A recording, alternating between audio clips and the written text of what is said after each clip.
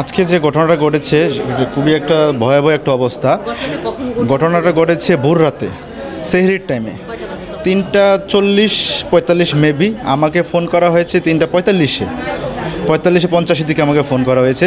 আমি তার ভাই, পেশেন্টে আমি ভাই, আমার ভাবি, আমার ভাতিজা, আমার বড় ভাইয়ের শ্যালক, চারজনই মানে আগুনে পুড়ে অবস্থা খারখার হয়ে গেছে।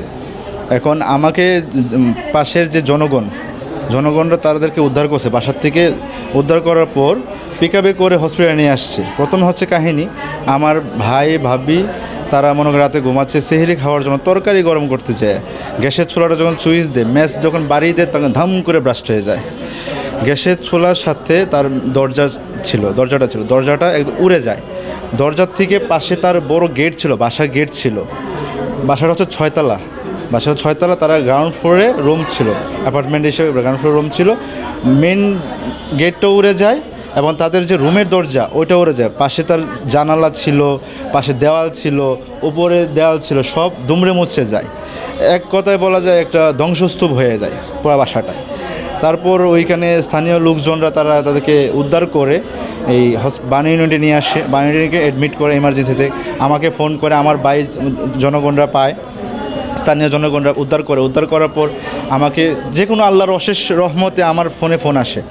তখন মাত্র ফোন ওঠে, আমি বিছানা থেকে লাফ দিয়ে ওঠার পর ফোনটা আমি ধরার পরে বলতেছে, আপনি তাড়াতাড়ি আপনারা এখানে আসেন, এখানে বাসায় তো আগুন লেগে গেছে।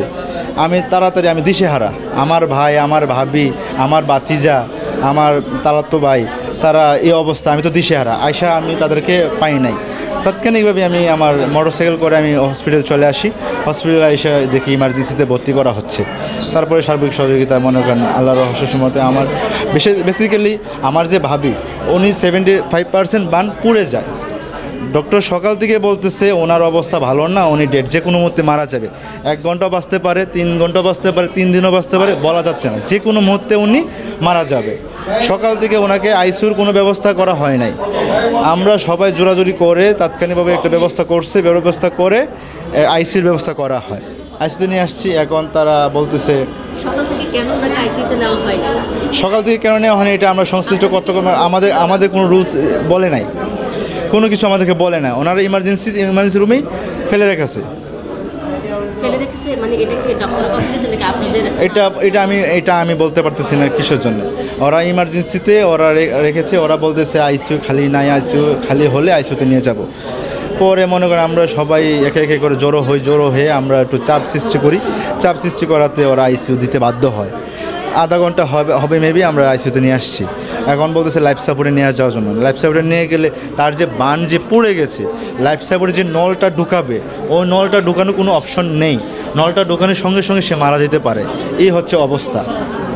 এটা আমার যে বাসায় ছিল, আমার ভাই যে বাসায় থাকতো, তিতাস গ্যাসের লাইনে লিকেজের কারণে পুরো রুমটা মনে গ্যাসে হয়ে গেছিলো। মানে দরজা জানালা লাগানো ছিল। ম্যাচ যখন বাড়িতে লাইনের গ্যাস, সিলিন্ডার না, নট সিলিন্ডার, লাইনের গ্যাস যখন ম্যাচ দেয় তখন ধাম করে ব্রাস্ট হয়ে যায়। হ্যাঁ, আমার যে ভাই সে বাড়িওয়ালাকে ইনফর্ম করছে 2 দিন আগে। তার মুখের ভাষা, আমার ভাই সেও কিন্তু অসুস্থ পেশেন্ট, মৃত্যুর সাথে পাঞ্জা লড়ছে। তার মুখের ভাষা সে বলতেছে আমি বাড়িওয়ালাকে 2 দিন আগে ইনফর্ম করেছি, সে কোনো ব্যবস্থা নেয় নাই। এই ভিডিওটা সময় টেলিভিশন একটা নিউজ করেছে।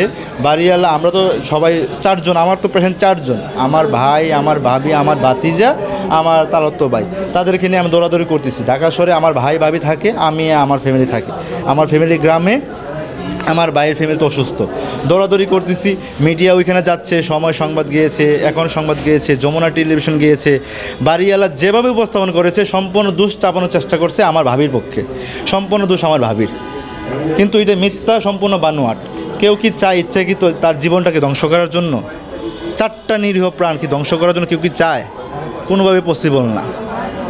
এখন বাড়িওয়ালা সম্পূর্ণ দোষ এড়ায় চলতেছে, সে আমাদের উপরে চাপাই দেওয়ার সৃষ্টি করতেছে। আমি সংশ্লিষ্ট সবার কাছে মানে অনুরোধ করছি, এটা ভালো করে একটা যাতে তদন্ত গঠন করা হয়। আমি একটা বিচার চাই, এটা একটা বিচার চাই। বাসাটা হচ্ছে ধানমন্ডি স্ট্রাইকাওয়ার পিছনে মধুবাজার, মুক্তি সিনেমা হলের অপোজিটে, পূর্ব রায়ের বাজার। এটা হাজারীবাগ থানা পড়ছে, পূর্ব রায়ের বাজার, হাজারীবাগ থানা। হাজারীবাগ থানা থেকে পুলিশ আসছে, আমাদেরকে পাই না, ফোনে ফোনে ওনারা আমাদেরকে ইনফর্ম করতেছে, ভাই কী হয়েছে, ছেলে আপনার কী হয়, আমার ভাই হয়, মেয়ে কী হয়, আমার ভাবি হয়, বাচ্চা কী হয়, আমার ভাতিজা হয়, শ্যালক হয়, আমার কাছে ফোনে ফোনে ইনফর্ম করতেছে। এখানকার হসপিটাল যে কর্তৃপক্ষ, যে অফিসাররা আছেন, পুলিশের যে সোর্স আছেন, ওনারা আমাকে ফোনে ফোনে কথা বলে। কেউ আমার সাথে এখনও পর্যন্ত সরাসরি এসে কথা বলে নাই, সাক্ষাৎ করে নাই, সবাই ফোনে ফোনে যোগাযোগ করতেছে।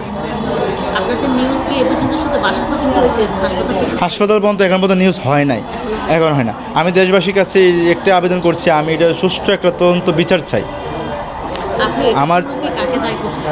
আমার এটার জন্য আমার ভাই যেহেতু অসুস্থ, সে মৃত্যুর সাথে পাঞ্জা লড়ছে, সেহেতু বলতেছে বাড়ি এলাকায় সে ইনফর্ম করছে, গ্যাসের যে গন্ধ পাচ্ছে, লিকেজে যে গন্ধ পাচ্ছে, ইনফর্ম করছে, সে কোনো এটা ব্যবস্থা নেয় নাই, তাহলে ডেফিনেটলি এটা তো এখানে বোঝা যাচ্ছে কী একটা অবস্থা।